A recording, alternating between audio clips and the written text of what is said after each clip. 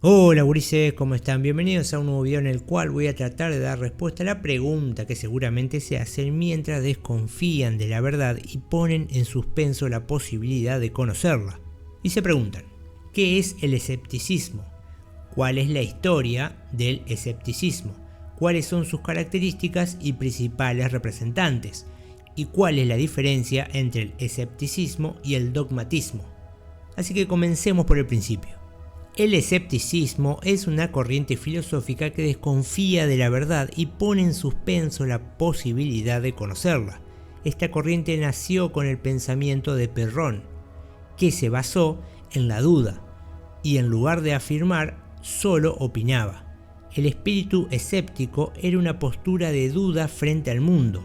Los escépticos niegan la posibilidad de conocer porque el conocimiento siempre puede ser puesto en duda. Esto lo diferencia de los negacionistas, para los que no existe algo que sea posible de conocer. El escepticismo debe pensarse como una capacidad de acción, que es el ejercicio de dudar, y no como una norma que obliga a suspender el juicio, ya que no es una doctrina. Distintos autores de la modernidad retomaron en su momento posturas y argumentos escépticos, como Hume, Descartes, Kant o Hegel. Todos ellos adoptaron algunas estrategias del escepticismo para dar inicio a su reflexión filosófica. En cuanto a la etimología del término escepticismo, dicho término viene del griego skeptikos, derivado del verbo skeptomai, que significa mirar, examinar u observar cuidadosamente. Los escépticos se hacían llamar skeptikoi, que significa los que examinan o los que investigan, ya que se mostraban insatisfechos con las razones presentadas respecto a la posibilidad del conocimiento. Ahora pasemos a hablar de la historia del escepticismo. El escepticismo filosófico se originó en la antigua Grecia en el siglo IV a.C. y coincidió con la Academia de Platón. Fueron los detractores de la Academia quienes promovieron el escepticismo como actitud filosófica. Gran parte de lo que se sabe del escepticismo se debe a trabajos de Cicerón y de Agustín de Hipona. Ambos coinciden en que el escepticismo comenzó con los pirrónicos, que fueron los seguidores de Pirrón de Elis. Aunque no se conservan textos escritos por Pirrón, las obras de Cicerón y de Agustín reproducen gran parte de sus ideas. Los pirrónicos se opusieron a las inquietudes filosóficas dogmáticas y académicas por medio de la ataraxia, que era un estado de quietud o imperturbabilidad. El método para lograrlo era la suspensión de todo juicio posible sobre las cosas del mundo. A Pirrón lo siguió su discípulo Timón de Fliunte. En paralelo y durante el siglo III a.C.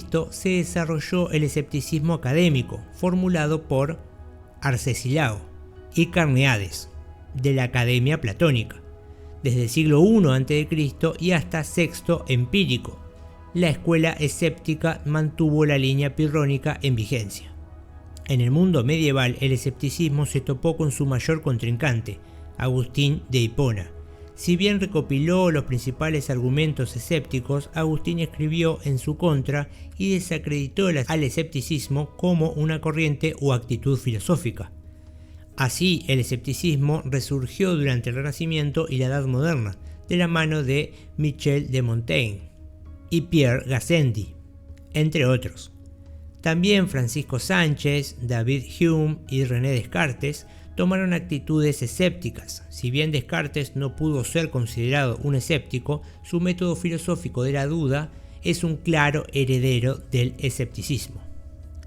Ahora pasemos a hablar de cuáles son las características del escepticismo. Las características principales son las del escepticismo pirrónico, descritas por Sexto Empírico en el Trilema de Agripa, que establece las siguientes ideas. El regreso al infinito. Las justificaciones para un argumento son una cadena infinita que no logra justificar las creencias verdaderas porque siempre necesita de un argumento anterior. La injustificación.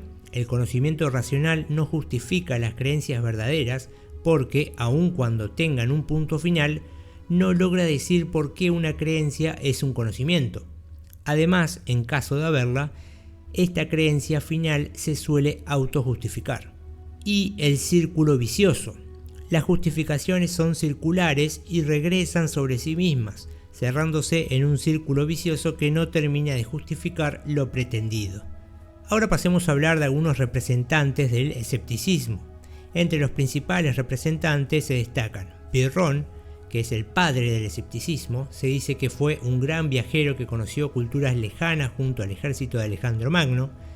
Timón, el silógrafo, que fue un filósofo griego y poeta satírico, discípulo de Pirrón, y de Estilpón de Megara.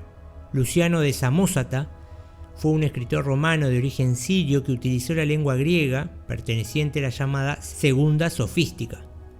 Y por último destacar a Sexto Empírico, que fue un médico y filósofo romano de origen griego que recopiló la mayoría de los preceptos del escepticismo pirroniano en su obra Esbozos Pirrónicos.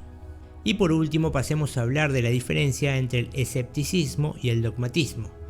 El dogmatismo es la corriente de pensamiento contraria al escepticismo. Es una actitud que no acepta cuestionamientos ni ofrece evidencias respecto de lo que acepta o defiende. De hecho, el dogmatismo defendía la capacidad de la razón humana para conocer la verdad. El escepticismo critica el dogmatismo porque éste no puede justificar las ideas de las que parte su pensamiento. Muchos de los argumentos escépticos fueron desarrollados para contrarrestar las argumentaciones dogmáticas de los filósofos de la antigüedad. Esta misma actitud fue retomada por distintos filósofos modernos tales como Hume, Descartes o incluso Kant, quien, entre otras cosas, sostuvo que fue Hume quien logró despertarlo de su sueño dogmático. Bien, hasta acá el video de hoy, espero que les haya parecido interesante o les haya sido de utilidad. Si es así, los invito a que le den me gusta al video, a que se suscriban al canal y, como ya saben, hasta otro dato de color.